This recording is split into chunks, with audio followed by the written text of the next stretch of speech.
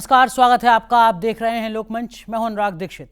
लोकमंच में आज बात भारतीय मीडिया की। हर कोई मान रहा है कि पिछले चुनावों के मुकाबले इस चुनाव में मीडिया की अहमियत ज्यादा बढ़ी है। राजनीतिक दल भी मीडिया की इस ताकत को समझ चुके हैं, तभी तो अब राजनीतिक दल पूरा तामझाम लगाकर लाइव यानी सीधा प्रसारण करवा रहे हैं। जाहिर है चैनलों को भी इससे आर्थिक राहत मिलती है। छवि चमकाने के लिए पीआर एजेंसियों को कई 100 करोड़ दिए जा रहे हैं।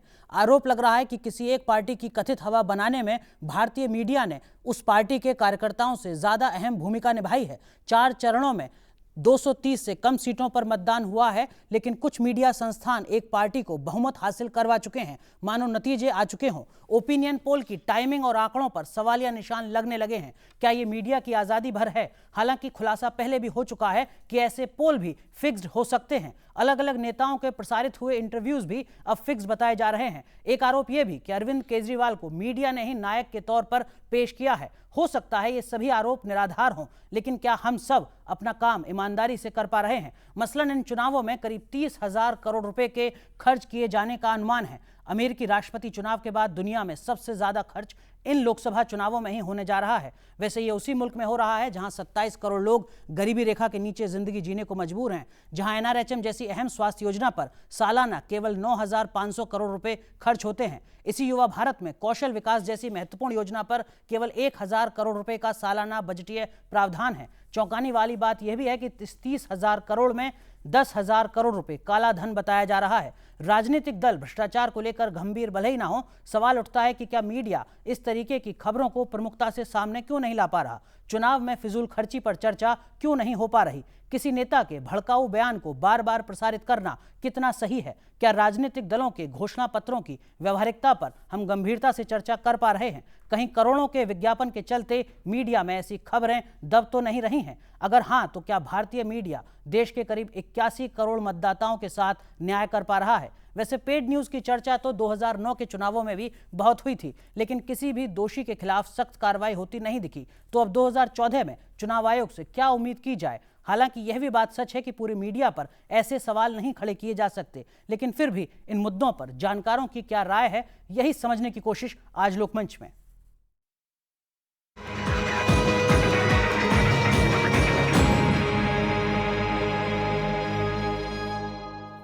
तो इन चुनावों के बीच मीडिया पर उठ रहे सवालों पर ही चर्चा। 4 वरिष्ठ पत्रकार हमारे साथ स्टूडियो में जुड़ चुके हैं। हमारे साथ हैं वरिष्ठ पत्रकार सतीश के सिंह जी। बहुत बहुत स्वागत है सर आपका कार्यक्रम में। कई चैनलों में अनुभव रहा है संपादक के तौर पर। हमारे साथ जुड़ रहे हैं एक और वरिष्ठ पत्रकार एनके सिंह जी। आप भी बहुत लंबे समय से राजनीति को देखते आ रहे हैं, महासचिव हैं ब्रॉडकास्ट एडिटर्स एसोसिएशन के। सर आपका भी बहुत बहुत स्वागत है। हमारे साथ जुड़ रहे हैं एक और वरिष्ठ पत्रकार ओम थानवी जी। आप प्रधान संपादक हैं जनसत्ता समाचार पत्र के। सर आपका भी बहुत बहुत स्वागत है। और हमारे साथ जुड़ेंगे लोकसभा टेलीविजन के सीईओ और वरिष्ठ पत्रकार राजीव मिश्रा। आपका भी बहुत बहुत स्वागत है सर। लेकिन चर्चा को आगे बढ़ाएं उससे पहले जो जनता सोचती है इस मुद्दे पर, उसको भी थोड़ा सा समझ लेते हैं, ताकि ये पता चल सके कि किस तरीके की धारणा जनता के बीच में बन रही है। जनता से भी हमने समझना चाहा। पृथ्वीराज एक दर्शक है, उन्होंने कहा कि आज चुनाव मीडिया प्रबंधन के जरिए ही लड़ा जा रहा है, ऐसे में मीडिया की जिम्मेदारी बढ़ गई है। विपिन पटेल हैं जो कहते हैं कि मीडिया अपने फायदे के लिए नासमझ नेताओं के गंदे बयान बार बार दिखाता है। आगे भी काफी कुछ इसमें कहा गया है, लेकिन लब्बो लवाब बात का यही है। इसी तरीके से एक और दर्शक हैं रमेश बंबू, जो कह रहे हैं कि अखबार टीवी के मालिकों को अपनी आमदनी का जरिया बताना चाहिए, आरटीआई एक्ट के दायरे में भी आए, ऐसा उनका मानना है। इन सब के बीच गजेंद्र सिंह वो कहते हैं कि मीडिया अगर किसी मुद्दे को सामने ना लाए तो कई मुद्दों का पता भी नहीं चलेगा, इसलिए मीडिया से ही केवल उम्मीदें बची हैं। इन सब के बीच योगेंद्र कुमार हैं जो कह रहे हैं कि मीडिया ने केजरीवाल को हीरो बनाया, जबकि बाकी कई छोटी पार्टियों को पूछते भी नहीं हैं। क्या इसके पीछे की वजह है? सुधीर पवार हैं जो कह रहे हैं कि टीवी जमीन से जुड़े नेताओं के बजाय डिबेट रूम के नेताओं को हीरो बनाता है। सबकी अपनी अपनी राय है, अपना अपना सवाल है। लेकिन इन सब के बीच सतीश सर, सबसे पहले आपसे, क्या 2014 के चुनाव में भारतीय मीडिया की जो अहमियत है, आपको लगता है पिछले चुनावों के मुकाबले बहुत ज़्यादा बढ़ चुकी है? देखिए, अहमियत निश्चित रूप से बढ़ी है और इसीलिए शायद ये ओवरऑल आप देखें, मैं किसी को चिन्हित करके नहीं कहता, लेकिन ओवरऑल ये प्रोपेगेंडा का बहुत ही इजी टूल बन गया है। मैं उस समय से भी मैंने ये सवाल उठाया था कि जब अन्ना का आंदोलन हुआ, अरविंद केजरीवाल की ऊपरी चढ़ाई हुई, तो हम जिम्मी जिब और या फिर अपना आंख बंद करके एक तरफा जो है उसकी कवरेज करते हैं और उसका विश्लेषण नहीं करते हैं। तो नेताओं को तो लगता है कि अगर प्रोपेगेंडा टूल आसानी से मिल जाए तो अच्छी बात है। देखिए, त्रासदी ये है कि इस चुनाव को कहा गया था कि गवर्नेंस, भ्रष्टाचार और काला धन के ऊपर लोग कह रहे थे, जो विपक्षी पार्टी भारतीय जनता पार्टी वो लड़ेगी। कहाँ हम पहुंच गए हैं? क्या जरूरत है? आप ओपिनियन की जिस तरह से हाईजैकिंग हो रही है, मैं कहता हूं यह अपहरण है ओपिनियन का। ओपिनियन पोल के बारे में एक चैनल ने हाल के दिनों में आपने देखा होगा कि क्या किया था, वो पहले से ही उतनी उपयुक्त नहीं थी, और अगर उसमें आपका एक मोटिव अलग से आ जाता है तो आप समझ सकते हैं कि आप उसके एक वाहक के रूप में बन जाते हैं। और ये सब तभी हो रहा है तब जो दर्शकों ने कहा वो सही कहा है। दर्शकों ने जो कहा है वो सही कहा है कि ये आप पार्टी जो दिल्ली के 7 लोकसभा सीटों तक या कहीं और कोई प्रभाव छोड़ रही हो तो नहीं कह सकते, बाकी पार्टियां कहां गई?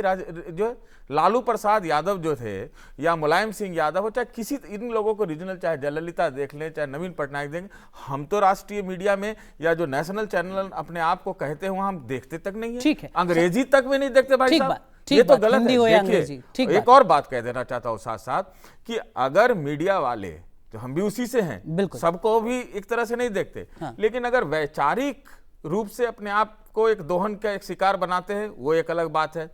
अगर उसमें व्यावसायिकता जुड़ गई और उसका वित्तीय जो है उसका अंदाज उसमें लिया जाए तो ये बहुत ही मैंने त्रासदीपूर्ण स्थिति है। एनके सिंह सर, इसमें कोई मीडिया को लेकर जो सवाल चाहिए। उठ रहे हैं उस पर भी विस्तार से चर्चा करेंगे, लेकिन इसके पीछे आपको क्या वजह नजर आती है कि 2014 के चुनाव में मीडिया की अहमियत बहुत ज्यादा है? मानो मीडिया ही चुनाव हरा रहा है या जिता रहा है? अभी जो सतीश जी ने कहा 100% सही है, बिल्कुल इत्तेफाक करते हैं, एग्जैक्टली यही हो रहा है। आज हम मेगाफोन बन गए हैं पॉलिटिकल जो कैंडिडेट्स हैं। अभी हाल में देखा होगा प्यू रिसर्च 2013 का अमेरिका का विश्लेषण किया, अमेरिकन मीडिया का। उन्होंने कहा कि साहब 2012 के इलेक्शन में अमेरिकन मीडिया भोंपू बन गया था, मेगाफोन वर्ड यूज किया है जी। अपना कुछ भी नहीं था उसका।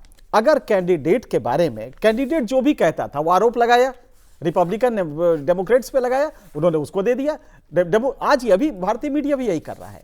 हम मोदी के आरोप लगा रहे हैं, ये उनको दिखा रहे हैं, सोनिया गांधी के आरोप काउंटर कर रहे हैं, उसको दिखा रहे हैं। ठीक बात। जैसे कि हम कोई भोंपू बन गए हैं, ये बिल्कुल सही है और बड़ा घिनौना है। अगर ये स्थिति है तो मेरे ख्याल से मीडिया को अपने को रिव्यू करना पड़ेगा। दूसरा ये है, लेकिन ऐसे भोंपू की भी जो अहमियत है वो बहुत ज्यादा कुछ बढ़ती आपको नहीं दिखती। नहीं, भोंपू में फिर रेस्पेक्टेबिलिटी खत्म हो जाएगी। तब फिर हम लोग जो पहले लाउड स्पीकर की दुकानें होती थी, हम लोग वो हो जाएंगे। हमें खतरा ये है। और एक दूसरी बात भी बड़ी अच्छी कही है कि ये वो नहीं है कि प्रॉफिट ओरिएंटेड, वो नहीं है, वरना आप फॉरफिट कर जाते हैं जो 19(1)(a) में आपको मिला है, जिसमें पब्लिक इंटरेस्ट गवर्नमेंट के पास नहीं है, स्टेट के पास नहीं है, वो आप फॉरफिट कर जाएंगे अगर आप प्रोफेशन है और पैसे के लिए बैलेंस शीट पे करते हैं। बैलेंस शीट जैसे ही आप करते हैं तो आप फ्रीडम ऑफ प्रोफेशन में आते हैं, और उसके जो रेस्ट्रिक्शन है उसमें स्टेट के पास पावर्स होते हैं आपको नकेल लगाने के। पब्लिक इंटरेस्ट स्टेट के पास होता है, लिहाजा आप चुन लीजिए, या तो आप पब्लिक इंटरेस्ट में काम कर रहे हैं या फिर आप बैलेंस शीट देख के काम कर रहे हैं। आज की मीडिया में ये प्रॉब्लम है और इसे एक हम सीरियस फेस्टरिंग वुंड के रूप में मान रहे हैं। तो बिल्कुल सही है। और जब हम मीडिया की बात कर रहे हैं सर, तो क्या हम प्रिंट और इलेक्ट्रॉनिक दोनों को साथ लेकर चल रहे हैं या इसमें भी कुछ अंतर किया जा सकता है? एक बात है कि देखिए, इलेक्ट्रॉनिक मीडिया कैपिटल इंटेंसिव है, उतना प्रिंट कैपिटल इंटेंसिव नहीं है और स्पीड नहीं है। जैसे कि एक इसका प्रोडक्शन सिस्टम ऐसा है कि आपकी एक सर्टेन डेडलाइन है, उसके पहले आपको कुछ नहीं देना है। प्रिंट में, इलेक्ट्रॉनिक पे है कि हर मिनट पे आपको देना है। तो जो वो होल्ड लगी हुई है वन अप मैनशिप की कि हम पहले दे देंगे, 30 सेकंड पहले दे दिए, एक तो ये इसको तकलीफ दे रहा है। दूसरा, टैम मीटर का जो फॉल्टी डिस्ट्रीब्यूशन है, लॉपसाइडेड है जी। आप 9100 टैम मीटर हैं जिसमें से 4206 शहरों में लगे हैं और पूरे देश को आप नाप रहे हैं, ऐसा आप कहते हैं। ठीक बात। सिर्फ इसलिए कि जहां पे पेइंग कैपेसिटी है वहीं पे आपने टैम मीटर लगाए हैं, तो उसको करेक्ट करना पड़ेगा। एक चीज मैं आपसे और समझना चाहूंगा, क्या 1-2 चैनलों के साथ ही इस तरीके की समस्या है कि स्तर बहुत नीचे जा रहा है, या 1-2 चैनल ही बचे हैं जहां अभी तक गनीमत है? मतलब स्थिति है किस तरीके की? एस्पेक्ट है कि जब कंपटीशन आप लाते हैं मार्केट पे, तो एक ये भी है कि वो बेटर करने की कोशिश करता है। तो अगर एक चैनल ने कोई चीज गलत दिखाई है तो दूसरा राइवलरी में उसका जो रिवर्स वर्जन है वो दिखाता है, लिहाजा सत्य कहीं ना कहीं आने लगता है। आज किसी की कोई ताकत नहीं है कि वो मीडिया को एक को खरीद ले तो दूसरा कितनों को खरीदेंगे आप। लिहाजा ये हम नहीं कह सकते पूरी मीडिया बिकी हुई है जैसा कहा जाता है, जैसे अरविंद केजरीवाल ने एक स्वीपिंग रिमार्क दे दिया, पूरी मीडिया वर्ड यूज किया था उन्होंने। तो वो तो नहीं है, क्योंकि कंपटीशन की वजह से कई बार होता है कि शालीनता जो होती है वो कंपटीशन की वजह से आती है, शुचिता आती है। हम ये नहीं कहेंगे शुचिता है, लेकिन कंपटीशन का जो दौर है उसमें यह है कि अगर आपने प्रो मोदी दिया तो दूसरा प्रो कांग्रेस, ये एक हो सकता है कि ये रिडीमिंग एस्पेक्ट है जो कि इसको करेक्ट कर ले जाए। और दूसरा एक चिंतन लगातार चल रहा है, हर इंस्टीट्यूशन में चल रहा है, मीडिया में भी चल रहा है कि भाई गलती हो रही है, इसको इंप्रूव करने की जरूरत है। बिल्कुल। थानवी सर, आपको भी लगता है जब लोग आपसे मिलते हैं तो आपको कभी एहसास ऐसा होता है कि हम शायद गलत क्षेत्र में आ गए हैं? जिस तरीके की स्थिति अभी दिखती है मीडिया की, जिस तरीके की नाराजगी लोगों की दिखती है, जिस तरीके के सवाल आम आदमी खड़े करते हैं, अगर उनको एहसास भी होता है तो अब क्या करेंगे? ठीक बात। नहीं, ये तो कभी नहीं लगेगा कि आप गलत जगह पे आ गए हैं, लेकिन कई बार शर्मिंदगी जरूर होती है, नीचे देखना पड़ता है।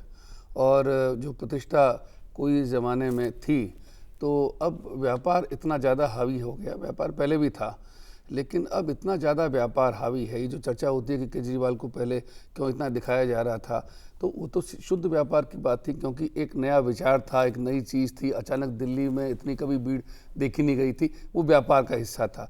लेकिन उसके साथ दूसरा व्यापार का पहलू ये है कि जो बड़े बड़े उद्योगपति हैं, जिन्होंने बड़े बड़े चैनल खरीद लिए हैं, और हमारे यहाँ पे इन दिनों में चूँकि ये चाक्षुष जो विजुअल माध्यम है उसका असर ज़्यादा है, उसका प्रसार भी ज़्यादा है, इसलिए उन पे जोर है।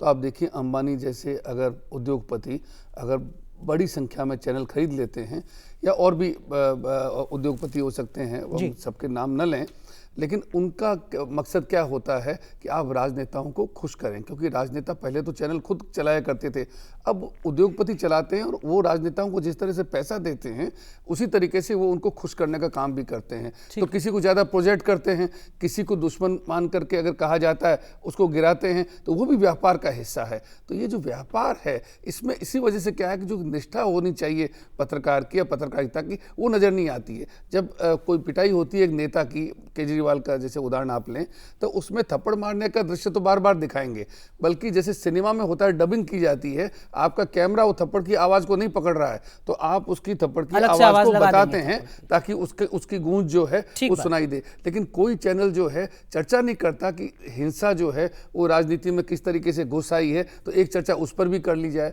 तो ये जरूर थोड़ा सा एक लगता है कि जिम्मेदारी का अभाव है, लेकिन सारे चैनल ऐसे नहीं हैं। ठीक बात, कई चैनल अच्छे हैं और उनकी प्रतिष्ठा भी है। ठीक बात, लेकिन आपको लगता है कि 2014 के इन लोकसभा चुनावों की जिस तरीके की मीडिया कवरेज हो रही है और जिस तरीके के सवाल खड़े हो रहे हैं, वो वास्तव में सोचने को मजबूर करते हैं, या ऐसा नहीं है? देखिए, एक तो मैं ये जो ओपिनियन पोल है इसके बिल्कुल पक्ष में नहीं हूँ। हमारे जैसे देश में जिसमें लोग भोले हैं, निरक्षरता का प्रतिशत भी काफ़ी है, और फिर वहाँ पे हमारी टीवी की जो पहुँच है वो निरक्षर लोगों तक, उन तक बहुत ज़्यादा है, और उन भोले लोगों तक इस तरह की चीज़ों का जिस तरह से असर पड़ता है, तो और हर एक का अलग अलग, क्योंकि आप जानते हैं तो ये अपने आप में एक तरह का फ्रॉड है। इसका प्रमाण ये ज्योतिष की तरह है कि हर ज्योतिषी अलग अलग जो है वो राय देता है। इसका मतलब मैं उस चीज़ को कभी विश्वास नहीं कर सकता हूँ। तो अलग अलग चैनल पर अलग अलग राय आती हैं, और आपने देखा होगा एक चैनल ने इसका भंडाफोड़ किया था कि किस तरीके से इस चीज को खरीदा जा सकता है। अगर चीज साबित हो गई तो चुनाव आयोग को तुरंत इसके ऊपर बैन लगाना चाहिए था, कि हमारे अदालतें बीच में आ जाती हैं। और कुल मिलाकर के ये है कि चुनाव को प्रभावित करने में मीडिया का इस्तेमाल होता है। ये क्या राजीव जी, आपको भी लगता है कि मीडिया का इस्तेमाल काफी हद तक हो रहा है इसमें? अब देखिए, अगर आप इस बार का वो भोपू वाली स्थिति है जो एनके सिंह सर कह रहे हैं, इस बार का जो आप बजट देखेंगे, चाहे दोनों राष्ट्रीय पार्टियों का बजट मीडिया के लिए, ये बहुत ज़्यादा है। अब इतना ज़्यादा बजट क्यों बढ़ाया गया? ये मैं मान सकता हूँ कि चूँकि पहले जो मीडिया विंडोज़ था, न्यूज़पेपर होता था, मैगज़ीन होता था, रेडियो होता था, फिर अब टेलीविज़न है, सोशल मीडिया है, तो अब मीडिया विंडोज़ बहुत हैं। हर जगह आपको प्रचार प्रसार के लिए यूज़ करना है तो थोड़ा पैसा बढ़ाना होगा। लेकिन इस बार जिस तरह से किया गया है, ये भी सही है कि कमर्शियल इंटरेस्ट और कंपटीशन मीडिया के डिफरेंट ग्रुप्स में बहुत ज़्यादा है। इसमें कहीं कोई समय नहीं, और वो अच्छा है, वो होगा ही। प्रतिस्पर्धा बहुत ज़्यादा है, गलाकाट प्रतियोगिता है। अब इसमें और कमर्शियल इशू है, चूँकि एक मीडिया इंडस्ट्री है, आपको पैसे देने हैं, जो भी आपके जर्नलिस्ट हैं उनको सैलरी 1 तारीख को या 7 तारीख को देना है, तो वो एक प्रेशर तो होता ही है। दूसरा, मीडिया जैसा पहले भी कहा गया, मुझे लगता है कि प्रिंट भी बहुत खर्चीला है, क्योंकि अखबार का जो पन्ना होता है, कागज़ जो है, वही न्यूज़ प्रिंट बहुत अब महंगा है। तो सिर्फ आप जो प्राइस जिस पे आप बेचते हैं 2 रुपया या 3 रुपया, उससे तो सिर्फ आप कागज़ का भी पैसा नहीं निकाल सकते। जो एवरेज अगर आपका 12 पेज या 16 पेज का अखबार है, तो आपका कॉस्ट सिर्फ 7-8 रुपया तो सिर्फ कागज़ पे जाता है। तो उसके लिए एडवर्टीजमेंट है, प्रेशर है, फिर आपका ह्यूमन रिसोर्सेज का कॉस्ट है, डिस्ट्रीब्यूशन का कॉस्ट है। टेलीविज़न में आप देखिए सैटेलाइट का कॉस्ट है, अपलिंकिंग का कॉस्ट है, डिस्ट्रीब्यूशन का कॉस्ट है, कैरियर फ़ी है। अगर आज के डेट में एक चैनल को मुझे नेशनल लेवल पे अगर चलाना है और ज़्यादा से ज़्यादा वो DTH प्लेटफॉर्म को यूज़ करें, केबल जो 36,000 केबल ऑपरेटर्स हैं वो कैरी करें मेरे को, तो मेरे अगर मैंने उसको जोड़ा नहीं, उसको कम से कम 95 करोड़, 95 करोड़ के आसपास, जो थोड़ा बढ़ गया अब, थोड़ा डिजिटाइजेशन से थोड़ा कम आया कॉस्ट, लेकिन वो 95 करोड़ के आसपास बैठता है अगर आप साउथ इंडिया नॉर्थ इंडिया सारे को जोड़ते हैं। तो इसका मतलब ये है कि जो भी जहाँ से आ रहा है उसको करते रहिए। नहीं, किसने आपसे कहा कि आप इस धंधे में आइए? किसने कहा आपसे चैनल खोलिए? किसने कहा अखबार चलाइए? देखिए, ये एक दूसरा, ये चौथा खंबा है प्रजातंत्र में। जो जर्नलिज्म है, पत्रकारिता है, मीडिया है, वो चौथा खंबा है। और अगर आप निष्पक्ष होंगे तो आप बहुत दूर तक जाएंगे और आपकी विश्वसनीयता बढ़ेगी। लेकिन आपको लगता है जिस ढंग से आप बता रहे हैं जिस ढंग से ये यूज किया जा रहा है, जिस ढंग से कमर्शियल टेलीविजन चैनल ने अब ये ओपिनियन पोल, ये एक धंधा बन गया है। आप और जब आप 7 फेज में चुनाव होने हैं, चौथा फेज तक का चुनाव भी अभी कंप्लीट नहीं है, और आप 200-225 सीट पे इलेक्शन हुआ है, आप एग्जिट पोल बैंड है, आप नहीं दिखा सकते, तो आप ओपिनियन पोल को दिखा रहे हैं और कह रहे हैं कि कोई एक जो पार्टी है वो आ रही है और उसका बहुमत बन रहा है। 3 ज़्यादा है। मैं आपको बताऊं कि अब तो स्थिति ये हो गई है कि एक बहुत ही प्रमुख, मैं नाम नहीं लूँगा, एक बहुत ही मुख्य चैनल, बहुत बड़ा चैनल है, और वो चैनल उसने अपने लोगों को, अपने कलर को एक पार्टी के रंग में रंग दिया है। वहाँ एक प्रधानमंत्री पद का उम्मीदवार इंटरव्यू देने जाता है तो उसका जो चीफ एडिटर है, जो एडिटर है, वो उसको इस्तीफा देना पड़ जाता है। वो कहता है कि ये निष्पक्ष बात नहीं हुई थी। इस तरह का जो मामला अगर जितना ज़्यादा आएगा तो मुझे लगता है ये आप दूर तक कैसे चल पाएंगे, कैसे निष्पक्ष, विश्वसनीयता आप खो देंगे। और एक बार अगर खो देंगे, मैं आपको बार बार बताऊँ, मैं टेलीविज़न में बहुत दिनों से हूँ, न्यूज़पेपर भी मैंने मैनेज करा है। अगर एक बार विश्वसनीयता आपके ग्रुप की गई तो फिर उसको खड़ा करना, सर्कुलेशन बढ़ाना या टीआरपी ज़्यादा देना, वो बहुत मुश्किल है। एक ग्रुप ही नहीं सर, पूरे सिस्टम पर ही सवाल फिर खड़े हो जाते हैं। न्यायपालिका में अगर एक जज के ऊपर सवाल खड़े हों तो पूरी न्यायपालिका पर चर्चा होने लगती है भ्रष्टाचार को लेकर। यहाँ पर एक छोटा सा ब्रेक लेना होगा, लेकिन ब्रेक के बाद जब लौटेंगे तो जो भोंपू की बात यहाँ पर एनके सिंह सर कह रहे थे, क्या वास्तव में फिर विवेक की उम्मीद किससे की जाए? किससे ये उम्मीद की जाए कि वो अपनी बुद्धि का इस्तेमाल करके जो भी खबर है उसको बेहतर तरीके से चलाएंगे? और क्या ये अब नहीं होना है इन चुनावों के बीच में, क्योंकि मजबूरी है चैनलों की, अखबारों की? इसी पर चर्चा एक छोटे से ब्रेक के बाद।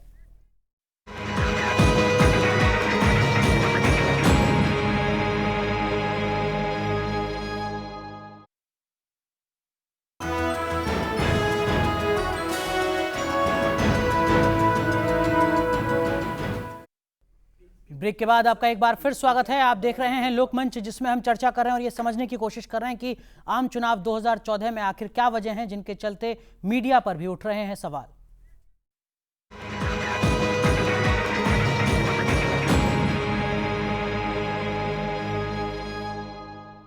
सतीश सर, आपसे समझना चाहूंगा, ब्रेक पर जाने से पहले वो भोंपू जैसी स्थिति कुछ दिखती है भारतीय मीडिया की भी, तो फिर जो संपादक का विवेक है, बुद्धि है, अनुभव है, क्या उसकी उम्मीद अब कुछ बचती है, गुंजाइश बचती है, सब कुछ खत्म?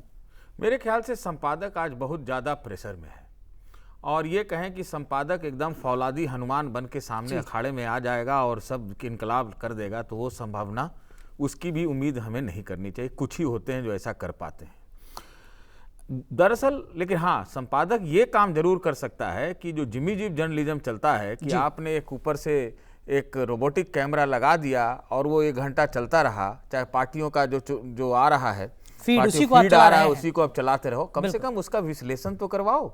आप ये अपने प्रबंधन में कह सकते हो कि भाई इसका विश्लेषण तो करो इन चीज़ों का, उसके लिए कोई मालिक नहीं पूछता है।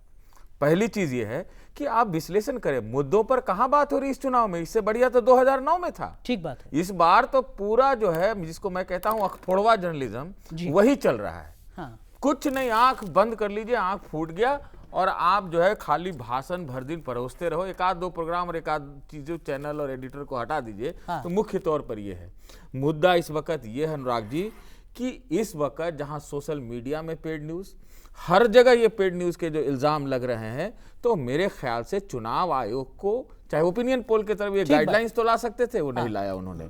इलेक्शन कमीशन के पास क्या ये ताकत है कि इन चीजों के बारे में पता लगा सके कि पेड न्यूज कैसे हो रहा है, क्या हो रहा है, किन मुद्दों पर विश्लेषण हो रहा है? अभी एक रिपोर्ट आई है जिसमें कहा गया कि फलाने से फलाने दिन के तहत मीडिया चैनलों जो टेलीविजन मीडियम है उसमें एक जगह एक पर्टिकुलर नेता को 450 मिनट या कितना दिखाया गया, ये इस तरह की स्थिति थी।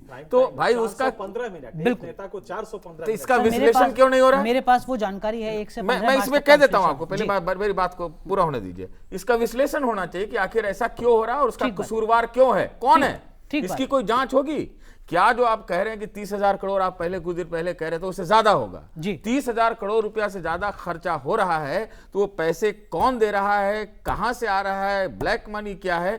क्या कोई आयोग नहीं बनना चाहिए? बहुत व्हाइट पेपर की बात हम सुनते हैं। क्या चुनाव की पार्टियां जो तमाम पार्टियां लड़ रही हैं वो इस बात को ये कहें कि भाई इसका एक व्हाइट पेपर निकलना ठीक है, चाहिए, सर, तो लेकिन फलाना डील का जांच करेंगे, फलाना सतीश डील सर, का जांच करेंगे? आप बताइए ना पैसे सर कहां से जो आप खर्च कह हो रहे रहे हैं हैं, वो कहां जा सुनने रहा है? में जो आप कह रहे हैं वो सुनने में बहुत अच्छा लगता है, माफ कीजिए, लेकिन अगर ऐसा कोई कदम सरकार की तरफ से उठता भी है या अदालत की तरफ से भी उठता है तो फिर आप ही लोग, मतलब जो तमाम संपादक हैं वही विरोध करने लगते हैं। तर्क दिया देखिए, जाता है विरोध कि करने वालों ये मीडिया की आजादी पर हमला है। विरोध करने वालों की चिंता आप जब तक करेंगे, विरोध अगर जेन्युइन विरोध है तो आपको देखना पड़ेगा, ठीक है। लेकिन अगर इस तरह की बात होती है कि इस तरह से जो सारे आपने पीस दिए एक ही इसमें और इस तरह का ये कांड हो रहा है, तो ये तो विश्वसनीयता का सवाल है ना। अगर जो ईमानदार टाइप का आदमी होगा, जो ईमानदार है, जो चाहता है कि ये पारदर्शिता हो, तो उसको ये कहना चाहिए कि भाई ये जांच कराओ, भाई कहां से ये पैसे आ रहे हैं, कहां जा रहे हैं, कौन कर रहा है, क्या है, किस तरह से ये चीजें हो रही हैं। 121 ये सीटों मीडिया पर- में सुनामी आई हुई है। ठीक बात, 121 सीटों पर अगर चुनाव कल हो रहा है तो हम आज रात ये जानने की कोशिश कर रहे हैं अलग अलग चैनलों पर, और इस तरीके के कार्यक्रम देखे भी जा रहे हैं कि उन 121 सीटों पर कौन सा राजनीतिक दल कितनी सीटें हासिल कर रहा है। क्या ये ठीक है? साथ ही साथ जो ओपिनियन पोल जिसको लेकर बवाल बहुत ज़्यादा मचता भी दिखता है, चुनाव आयोग ने गाइडलाइंस दी हैं एक बार फिर सारे चैनलों के मालिकों को कि भैया आप ऐसा कुछ मत कीजिए। ओपिनियन पोल और एग्जिट पोल के बीच का फर्क नहीं समझ में आ पा रहा है। क्या इन ओपिनियन पोल की भी ज़रूरत है चुनाव के बीच में? देखिए, ओपिनियन पोल में कोई बुराई नहीं है, अमेरिका में होता है, लेकिन वहां पे सोशल जो स्ट्रेटिफिकेशन है, डिवाइड्स हैं, वो इतने ज़्यादा नहीं है। वहाँ पे समाज बहुत ही होमोजीनियस टाइप का है। वहाँ पे आप ओपिनियन लेके और उसको इनलार्ज कर सकते हैं। 1600-1800 के सैंपल साइज में पूरी अमेरिका 30 करोड़ की पॉपुलेशन आप नाप लेते हैं, ठीक है। क्योंकि होमोजेनिटी है। भारत में ये संभव नहीं है, मल्टी वेरिएबल सिचुएशन है जिसमें कि caste, creed, language, state. Telangana में आप कोई ओपिनियन लीजिए और कोस्टल आंध्रा में लीजिए, जमीन आसमान का अंतर ठीक होगा। बात है। तो इंडिया में ओपिनियन पोल, क्योंकि उसमें आप क्वांटिफाई फिर नहीं हम कर क्यों सकते। पीछे पड़े हुए हैं? क्यों चक्कर में पड़े हुए हैं? ओपिनियन पोल अगर हम नहीं चलाएंगे तो हम एक पर चीज है, कौन सा देखिए, इसमें सिर्फ हमला वो होने नहीं जा है, रहा है? सिर्फ कमर्शियल इंटरेस्ट छोड़ दीजिए जी। आज आप जरा इस सड़क पे निकल जाइए, हर दूसरा आदमी यही पूछता है कौन जीत रहा है। ठीक है। एक क्यूरियोसिटी वैल्यू होती है जिसको कि मीडिया को कैटर करना पड़ता भले ही है। वो सटीक ना हो ये हम जानते हैं, अब फिर भी हम सटीक- चलाएंगे। सटीक हो भले ही वो सकता है। 2004 में नहीं, सही कोई ना बैठी हो, भले ही वो mechanism आना 2009 चाहिए। में सही जैसे कि बैठी हो। आप मान लीजिए कि ओपिनियन पोल करते हैं, उस पे बेसिस बनाते हैं उसको क्यूब लॉ। जी, क्यूब लॉ सिर्फ अपोजिशन यूनिटी होगी तभी चलेगा। एक रूलिंग पार्टी हो, अपोजिशन यूनिटी इंडेक्स जो है जिसको सबसे इंपॉर्टेंट माना जाता है 100 होना चाहिए, वो हो तो चले। यहां पे अपोजिशन भी नहीं है, 50 तो पार्टीज हैं, लिहाजा अच्छा 50 पार्टीज दूसरी साइड से भी है। जिस कंट्री में 450 रजिस्टर्ड और वो वैसे वो हों Political दल, राजनीतिक दल, पार्टीज ठीक हों, है। उसमें आप कैसे लेंगे? और फिर हर वेरिएबल जो है वो दूसरे वेरिएबल को इन्फ्लुएंस करता है। ठीक है। लिहाजा कोई मैथमेटिकल फार्मूला, क्यूब लॉ तो छोड़ दीजिए, क्यूब लॉ तो सिर्फ चलता है जब अपोजिशन यूनिटी इंडेक्स 100% ठीक है। हो या 70% हो। ठीक है, लेकिन वो चल नहीं सकता। सतीश सर, बहुत संक्षेप में, जब हमारे यहाँ बहुत अंतर है, हम अमेरिका जैसे सटीक आंकड़े नहीं दे सकते, पिछले 2 लोकसभा चुनाव के हमारे नतीजे बताते हैं कि हम सही नहीं थे, फिर 2014 में भी क्यों? क्या वजह है? कोई खास मजबूरी है कि आपको ओपिनियन पोल चलाना ही है? और जब आप चुनाव के बीच में चलाते हैं तो आपको नहीं लगता कि आप मतदाता को प्रभावित कर रहे हैं कहीं ना कहीं? बिल्कुल, मेरे हिसाब से इसकी विश्वसनीयता पर सवाल तो खड़े हो गई हैं। और इसमें सबसे बड़ी बात है कि आप अचीव क्या करना चाह रहे हैं, जो आप सवाल उठा रहे हैं। मैं आपसे बिल्कुल सहमत हूं कि चुनावों के बीच में तो आप मत करो। ये चुनाव आयोग का एक वो काम होना चाहिए था कि भाई आप इतने दिन पहले तक आप कह दो कि भाई आप मैनिफेस्टो ले आओ और दूसरी चीज की इसके के बाद जो है दिशा निर्देश के तौर पर कि ओपिनियन बंद कर दो। एक मैं बात कहना चाह रहा था बीच में, माफ कीजिए बीच में आपको रोक रहा हूं, ये तब हो रहा है जब एक चैनल ने स्टिंग करके खुलासा किया कि ओपिनियन पोल और एग्जिट पोल भी प्रभावित किए जा सकते हैं। देखिए वो स्टिंग में आया, वो फलाना 11 लोगों के बारे में आया था। मैं पूरी बात कह रहा हूं, जो सही भी कर रहे हैं, हाँ। मान लो सही भी कर रहे हैं तो क्या है, तो फिर आज क्यों नहीं, परसों क्यों नहीं, बीच में क्यों? जो उसका मोटिवेशन है ये आपको उस पर सवाल खड़े होते हैं। मैं एक बात कहना चाह रहा था कि ये सारी चीजें हो रही हैं, अगर आप प्रभावित भी करना चाहते हैं चुनाव को, जो लोग प्रभावित करना चाहते हैं, एक बात मैं कह रहा हूं, जैसे अमेरिका में होता है कि अखबार और टेलीविजन चैनल्स जो है एंडोर्समेंट करते हैं कि दिस पर्टिकुलर पार्टी को हम कैंडिडेट को चाहे प्रेसिडेंशियल इलेक्शन में हो चाहे उनके कांग्रेस के इलेक्शन में हो, खुलकर सामने एंडोर्स करते हैं, खुलकर सामने। ये स्टेटमेंट जो है कोई अखबार प्रतिष्ठान की तरफ से चाहे टेलीविजन चैनल की तरफ से अब ये भारत में आवश्यक होता जा रहा है कि हाँ जी मैं फलाने पार्टी के साथ हूं, फलाने उम्मीदवार के साथ हूं, इसलिए मैं ओपिनियन पोल भी करूंगा, हम ओपिनियन भी देंगे, उसके इंटरव्यू भी दिखाएंगे, फिक्स भी करेंगे, लेकिन हम फलाने आदमी के साथ। ठीक है, खुल के कहे उस बात को सर, बहुत संक्षेप में। साफ छुपते भी नहीं, सामने आते भी नहीं, हम अपने मंतव्य को सामने बताते भी नहीं, क्रेडिबिलिटी का एक रखते हैं और दूसरा मुलम्मा, और दूसरी तरफ हम बहुत कुछ करते हैं जिसको कि जो पार्शियल है, जो हम लोगों की काबिलियत है, इसको समझ लीजिए आप। टीवी में ऐड चलता है तो एडीवीटी लिखना पड़ता है, ठीक बात है, अगर एडवर्टोरियल आप चलाए तो इस तरह से ये चीज होना चाहिए। बीच में इस तरीके के ओपिनियन पोल या इस तरीके की चर्चाएं जिसमें ये साबित किया जा रहा हो कि अमुक राजनीतिक दल को पूर्ण बहुमत मिल रहा है, बहुमत से ज्यादा वाली स्थिति है, लहर है, क्या ये ठीक है आपको लगता है? और अगर ठीक नहीं है तो चुनाव आयोग भी क्यों सोए हुई स्थिति में दिखता है? मैंने अब कहा कि मैं इसको ज्योतिष से तुलना करके देखता हूँ, इसका कोई भरोसा नहीं होता है। आप चलती रेलगाड़ी में किसी को हाथ दिखाते हैं, वो आपको जीने मरने के बारे में राय देने लगे, वहाँ तक तो ठीक है, लेकिन जहाँ आप लाखों लोग करोड़ों लोगों तक बात पहुँचती है, और जो मैंने इस पर मैं जोर इसलिए देता हूँ कि निरक्षर समाज तक अखबार के लिए पढ़ा लिखा होना जरूरी नहीं है, टीवी के लिए जरूरी नहीं है, हर किसान तक, गरीब तक, मजदूर तक, और वहाँ पर आप हवा कहते हैं हवा चल रही है, इनको 400 मिल रही हैं, इनको 500 मिल रही हैं, इनको 350 मिल रही हैं, तो आप अलग अलग चैनल अलग अलग चीज़ें दिखाते हैं। उनके पीछे हम ये देख चुके जो भंडाफोड़ हुआ उसमें कि ये पैसा लेकर के बड़ी कंपनियां, और अब तो ये भी सामने आया है एक बड़ी पार्टी जिसकी हवा बताई जा रही है, उसके जिसने उसका सर्वे इस दफ़ा किया है एक बड़े चैनल के लिए, वो व्यक्ति अब उस बड़ी पार्टी के जो एडवर्टाइजिंग एजेंसी है जिसको बहुत बड़ा बजट का वो ठेका दिया गया है, उसका काम देख रहा है। ठीक बात। तो संदेह खड़ा हो जाता है, और ये चूंकि उस भंडाफोड़ में सामने आया था कि आप थोड़ा पैसा ज़्यादा देंगे तो हम थोड़ा बहुत तो मार्जिन रखते हैं, 2% 1% इधर उधर कर दें, 1-2% इधर उधर करने से आपसे अच्छा उसके बाद कोई जिम्मेदारी नहीं है, उसके बाद कोई आपकी गर्दन पे आदमी डालने वाला है ये आपने लोगों को इतना गुमराह कर दिया। ये जो गुमराह किया जाता है इसका अधिकार हमको नहीं है, हमारा काम जानकारी देना है, हमारा काम धोखा देना नहीं। बिल्कुल बिल्कुल, लेकिन इन सब के बीच में चुनाव आयोग को क्या कुछ करना चाहिए जो अभी होता नहीं दिख रहा है? और मामला सिर्फ ओपिनियन पोल तक ही सीमित नहीं है, अब जो इंटरव्यूज दिखाए जा रहे हैं उन पर भी सवाल हो रहे हैं। कांग्रेस पार्टी ने नरेंद्र मोदी के एक इंटरव्यू को पेड न्यूज़ के तौर पर रखा है, भारतीय जनता पार्टी कांग्रेस के एक इंटरव्यू को पेड न्यूज़ के तौर पर सामने रख रही है। मतलब मीडिया तो खामखा फंस रही है या फिर वास्तव में दाल में कुछ काला है? नहीं, दाल में काला तो है ही बिल्कुल। और जहाँ तक चुनाव आयोग का सवाल है जी, तो वो तो वही कर सकती है जितना उनके पास जो पावर उन्हें दिया गया है। मुझे लगता है दाल में काला है, काले में दाल नहीं है। तो ठीक है, पार्लियामेंट ऑफ इंडिया ने जो पावर दे रखा है वही होगा, तो इसको इस पर दोबारा एक पॉलिसी बनाना होगा कि जिस तरह की चीज़ें हटे। मैं आपको जैसे अभी एनके सिंह साहब बता रहे थे ओपिनियन पोल का, मैं थोड़ा सा आपको समझाता हूँ कि एग्जैक्टली ओपिनियन पोल क्यों यहाँ पे कॉम्प्लिकेटेड है।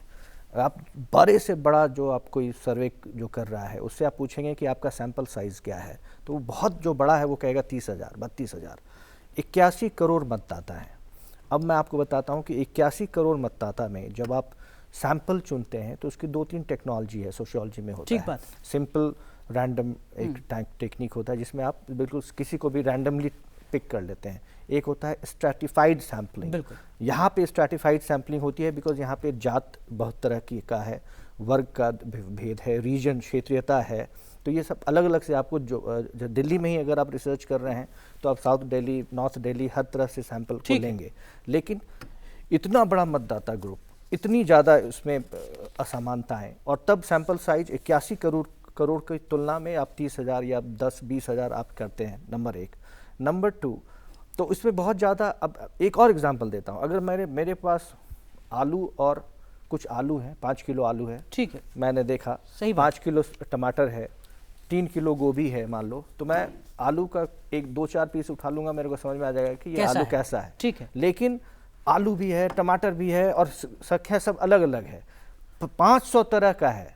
बिहार का क्या मैं एक एग्जांपल देता हूँ, अब कास्ट का एग्जांपल देता हूँ, आपको मोटा मोटा कास्ट पता होगा, ब्राह्मण राजपूत, ये एक वहाँ पे पचपनिया कहते हैं, जो पचपनिया ग्रुप है। पचपनिया क्या है, तो 55 जातियों के समूह को पचपनिया जाति कहा जाता है।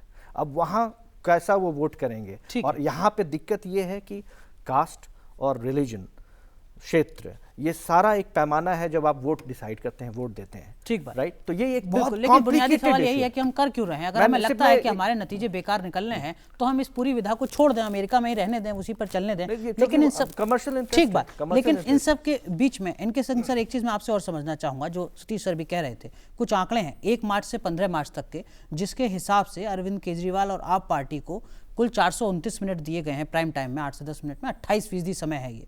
नरेंद्र मोदी को और उनकी पार्टी को 24% समय दिया गया है, और राहुल गांधी को केवल 4 मिनट, 4%, 4 से 5%। ये भारी अंतर क्यों? इसके पीछे भी क्या कोई खास वजह है कि आप राहुल गांधी को 5% समय देंगे और आम आदमी पार्टी को 28%? आपको देखनी पड़ेगी, जैसे कि मान लीजिए अन्ना हजारे का आंदोलन है, एक नया सोशल फेनोमेनन था जिसमें अचानक कलेक्टिव कॉन्शियसनेस का एक मकाम आता है, और वो एक पार्टी को जो अभी 8 महीने की होती है उसको वो सत्ता की तरफ ले जाता है। अचानक 30% वोट उसको मिलते हैं, जो कि इंडिया की हिस्ट्री में किसी एक पॉलिटिकल पार्टी को लेकर नहीं हुआ है। नेचुरली जब ये कलेक्टिव कॉन्शियसनेस ग्रो करता है तो मीडिया थोड़ा सा सेंसिटिव होती है, ये क्या हो रहा है, तो वो उसको दिखाना शुरू करती है। अरविंद केजरीवाल को 400 दिए, जबकि आप दूसरा पक्ष देखिए कि अरविंद केजरीवाल ये कह रहे हैं कि मीडिया संपादकों को, ये तो बाद में कह रहे हैं सर जी, लेकिन कुछ लोगों का आरोप ये भी है कि मीडिया ने ही अरविंद केजरीवाल को हीरो बनाया है। आपने 24 घंटे चला के जिमी उस आंदोलन को बनाया था, एक्चुअली गलती वो उसके एक प्रोडक्ट थे। हाँ, तो वो ठीक है, मीडिया ने थोड़ा सा एक्टिव ज्यादा हुई, लेकिन ये जो होता है जब सोशल फिनोमेना का एक करवट बदलता है तो उस समय हाइप जो होता है वो थोड़ा ज्यादा हो जाता है। ये मीडिया का कैरेक्टर है, क्योंकि वो मासेस को कन्विंस करना होता है कि देखो एक नया फेनोमेना हो रहा है, और all of a sudden India Gate पे कभी वो बलात्कार हो तो भी लड़के पहुंचते हैं। ये सारी चीजें जब हो रही थी, क्या ये सब दिल्ली में हो रहा था इसलिए भी मीडिया को सूट करता है? बहुत आसान वैसे एक बात तो है ही है कि दिल्ली फिगर करता है, क्योंकि टैम मीटर्स यहाँ पे 950 लगे। ये एक कॉमर्शियल वो है, और ये मार्केट फोर्सेस ने इसको क्रिपल कर रखा है, लेकिन वो मेरे ख्याल से धीरे धीरे जब 30,000 के आसपास आ जाएंगे तो थोड़ा होमोजेनिटी आएगी। अभी इंतजार करें दर्शक। सतीश सर आप कुछ कहना चाह रहे हैं? अगर मीडिया जो है लोक लुभावन बन जाएगी, पॉपुलिस्ट बन जाएगी, तो वो अब मीडिया रही ही नहीं। मीडिया शब्द ही मीडिया है, मीडिया बीच में, तो आपकी एक न्यूट्रलिटी भी नहीं दिखती है। आपने क्या कहा कि जो ये एक अन्ना हजारे नाम के जो व्यक्ति आए हैं, पूरा रातों रात जो है सब चीज यहाँ बदल देंगे और आप लोग अमन चैन में भ्रष्ट मुक्त भारत आप में रहेंगे जी, और आपने कोई सवाल नहीं उठाए। मैं मानता हूं, मेरा व्यक्तिगत विचार है ये जी, कि जिस तरह से वो आंख बूंद करके उस समय मीडिया के लोगों ने इस चीज को किया, उस आज जिम्मेदार हैं, वो जवाबदेही उनको है कि भाई आपने वो किया था, वो क्या हुआ, आप जवाब दो। पहली चीज। दूसरी चीज, जवाब तो आप ही सब लोगों को देना है। दर्शक कहे किससे? दर्शक तो पूछ रहा है, दर्शक इसलिए सोशल मीडिया थोड़ा पॉपुलर भी और आप नहीं समझ रहे हैं। दूसरी चीज, क्या उस मीडिया के रोल से जो एक नेगेटिविज्म का वातावरण इस देश के अंदर बना है, उसमें भी मीडिया की हिस्सेदारी रही है? अगर विदेशी शक्तियां, पश्चिम की शक्तियां चाहती है कि भारत पीछे रहे, तो मैं मानता हूं कि चाहेंगी, लेकिन अगर हम उसमें किसी प्रकार से उसमें एक संलग्नता हो जाए और नेगेटिविज्म का पूरा माहौल हो जाए कि पूरा दिल्ली में खाली रेप ही हो रहा है, फलाना आदमी पूरा भ्रष्टाचार खत्म ही कर दे, मैं नहीं कह रहा कि उसकी कवरेज नहीं मिलनी चाहिए, लेकिन आप एक्टिव जर्नलिज्म के नाम पर आप कहते हैं और विश्लेषण नहीं करते, वो आपकी टीआरपी की भूख थी, उसके प्रभाव को नहीं देखते हैं, तो फिर उसके पीछे तब इसलिए हम उसको कहते हैं जिम्मी जिम, कि आपने डुला दिया वो जो रोबोटिक कैमरा होता है और उसके बाद आप 1.5 घंटा तक जो भी आए। आज क्या हो रहा है, मैं ये कहना चाह रहा हूं कि आप जो पहले एक नेता एक बनता था, 4-4 साल, 10-10 साल, 20-20 साल काम करके मुद्दों के आधार पर कई चीज में बेईमान भी होता था, भ्रष्टाचारी भी होता था, क्रिमिनल भी होता था। आज तो मुझे समझ में नहीं आ रहा है कि आप कोई भी कहीं से कोई नेता अपने आप को कहलाने लगता है, ये भी ठीक नहीं है। स्टूडियो में भी दिक्कत है, हर चैनल को एक नेता चाहिए हर पार्टी से। क्या उसके अर्थ आए हैं? थानवी सर आपसे भी समझना चाहूंगा, हम भी कोई आम आदमी पार्टी विरोधी नहीं है, हम ये इस बात को आप लेकर आपत्ति नहीं है कि अरविंद केजरीवाल ज़्यादा क्यों, लेकिन उतने ही मुलायम सिंह यादव भी क्यों नहीं, उतनी ही मायावती क्यों नहीं, उतनी ही जयललिता क्यों नहीं, उतने ही लालू यादव या नीतीश कुमार क्यों नहीं? आपको नहीं लगता कि यहाँ पर भी न्याय नहीं हो पा रहा है और सवाल उठ रहे हैं अगर, तो वो काफ़ी हद तक सही भी है? राष्ट्रीय मीडिया भी दिल्ली तक ही क्यों? मतलब अनुपात से बाहर जाकर के और सिर्फ व्यापार के नजरिए से चाहे कुछ भी चीज़ अगर बिकती है तो बिकने में तो बहुत कुछ खराब चीज़ें भी बिक सकती हैं, अच्छी चीज़ें भी बिक सकती हैं, लेकिन एक जिम्मेदारी का भाव है। ऐसी पार्टियां जो बहुत पुरानी पार्टियां हैं, जिनकी जड़ें हैं और बहुत बड़े समुदाय को उनका प्रतिनिधित्व करती हैं, जैसे बसपा है जी। कभी मैंने तो नहीं देखा कि मायावती जो हैं उनको टीवी के ऊपर उतनी जगह दी जा रही है। ठीक बात है। मुलायम तो फिर भी अभी आएंगे, नहीं दी जा रही चुनाव में, और किसी विवाद में उनके बेटे भी आ जाएंगे, आजम खां आएंगे, तो हम उसमें पड़े रहते हैं क्योंकि वो बिकता है।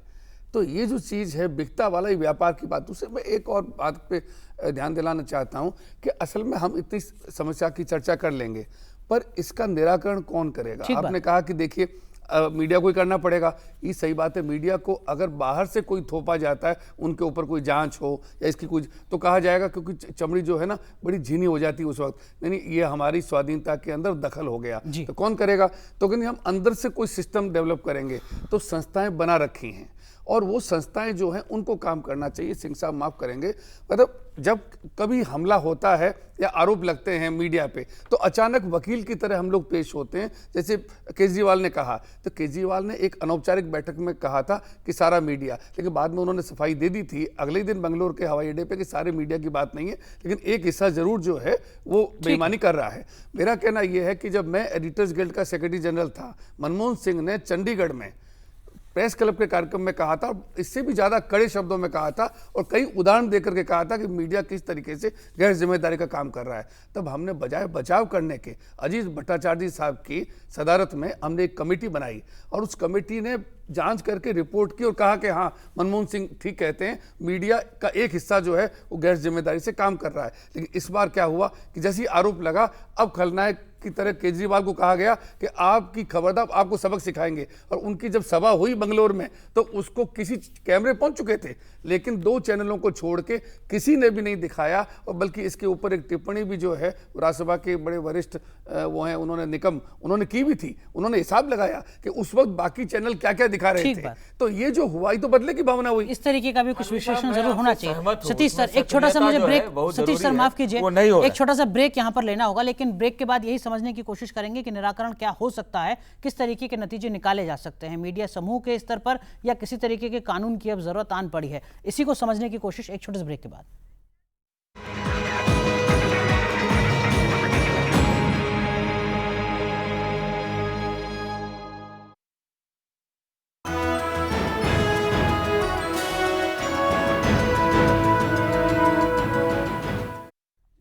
ब्रेक के बाद आपका एक बार फिर स्वागत है। आप देख रहे हैं लोकमंच, जिसमें आज हम चर्चा कर रहे हैं और ये समझने की कोशिश कर रहे हैं कि इस चुनाव के दरमियान मीडिया पर जो सवाल खड़े किए जा रहे हैं, उनका समाधान किस तरीके का दिखता है।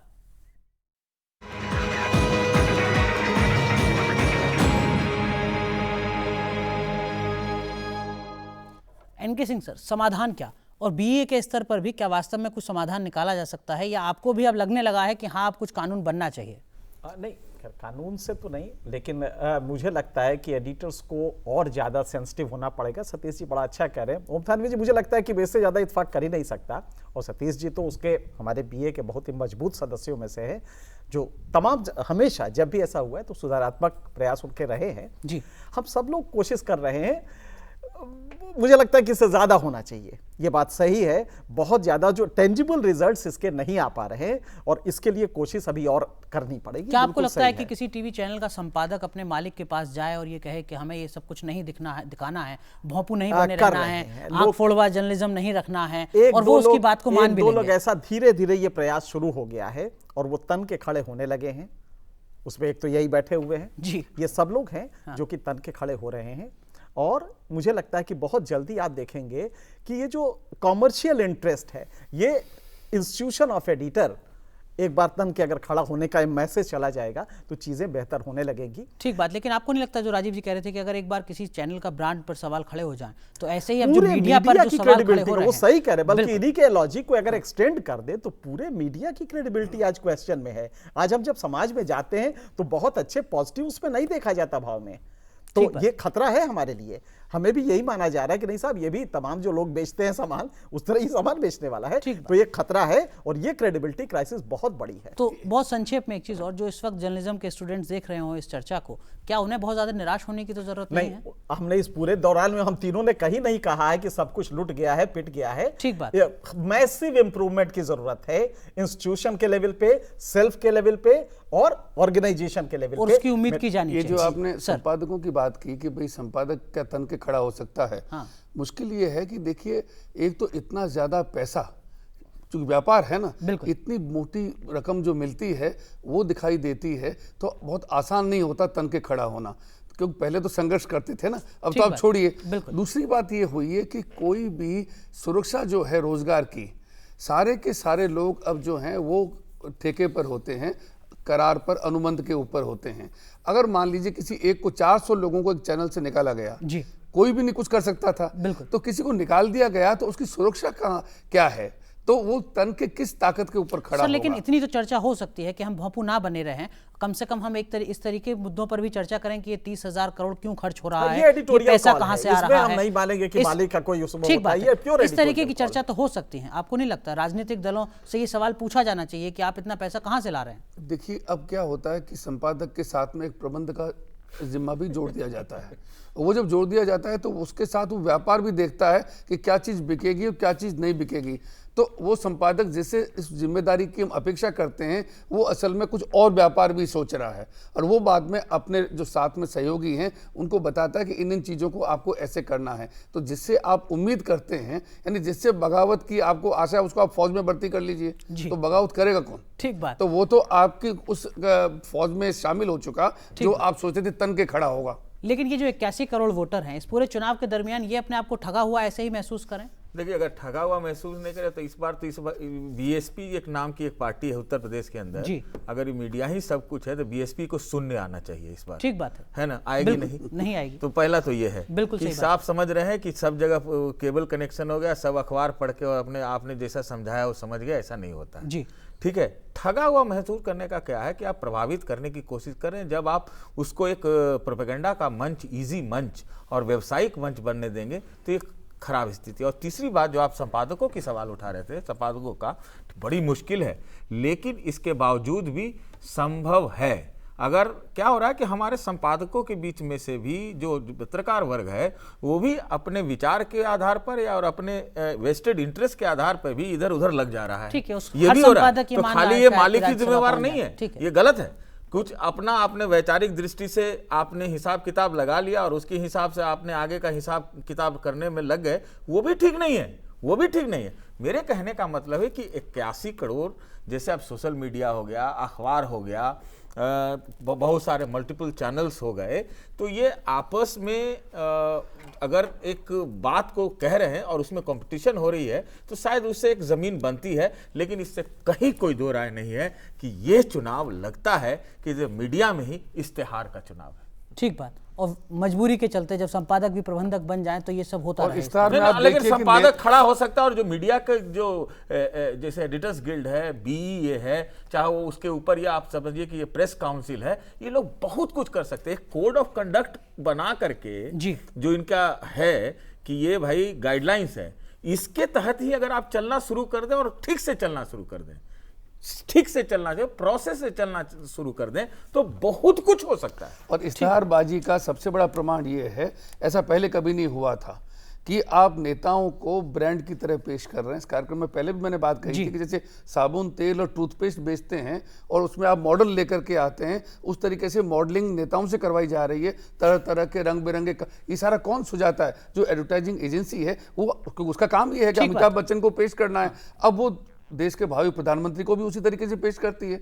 तो ये जो चीज, जो ब्रांडिंग है, मेरे ख्याल में ये गंभीरता भी कम करती है, राजनेताओं की भी, मीडिया की भी और चुनाव की भी। लेकिन इन सब के बीच में राजीव सर, आपको नहीं लगता कि जब इतने सारे सवाल मीडिया पर ही हैं तो हम क्यों गंभीर चर्चाएं करते हैं भ्रष्टाचार के खिलाफ? क्या हक हमें मिल गया है कि हम नेताओं को कोसें, उन्हें कटघरे में खड़े करें अपने आप को सबसे ज्यादा ईमानदार दिखाते हुए? ये बिल्कुल, इस पे तो प्रश्न है ही, एक बहुत बड़ा प्रश्न चिन्ह है पूरे मीडिया इंडस्ट्री पे।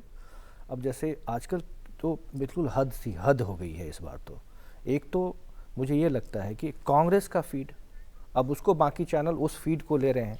अब वो फीड वही है जो कांग्रेस खुद दे रही है, जहां ज़्यादा भीड़ है सिर्फ वो दिखाया जा रहा है। बीजेपी का फीड, अब उस फीड को आप ले रहे हैं, उन्होंने सैटेलाइट कनेक्टिविटी ले रखी है और वो फीड बाकी चैनल सस्ता पड़ता है ना सर चैनल को सस्ता पड़ता है, लेकिन चैनल फिर असली चीज़ तो दिखा नहीं पाती। अगर भीड़ कहीं कम है, किसी सभा में कम आया है, तो वो पहले दिखाया जाता था, खाली कुर्सियाँ दिखती थी, अब वो स्पॉन्सर्ड है सारा। दूसरा एक और अजीब सी स्थिति है, और ये बड़े बड़े अखबार समूह ने ये किया है। आपका जिला स्तर का संवाददाता, ब्लॉक स्तर का संवाददाता, लक्ष्य दिए हैं उसको, उनको लक्ष्य दिया हुआ है कि आपको कितने विज्ञापन कलेक्ट करने हैं। आपको एक ब्लॉक का उसको 50,000 का, एक जिला स्तर का संवाददाता उसको 2 लाख रुपए का टारगेट, और वो उसी पॉलिटिकल पार्टी जो लोकल लीडर उसको ज्यादा ऐड देगा, ऑब्वियसली वो उसके बारे में ज्यादा छापेगा।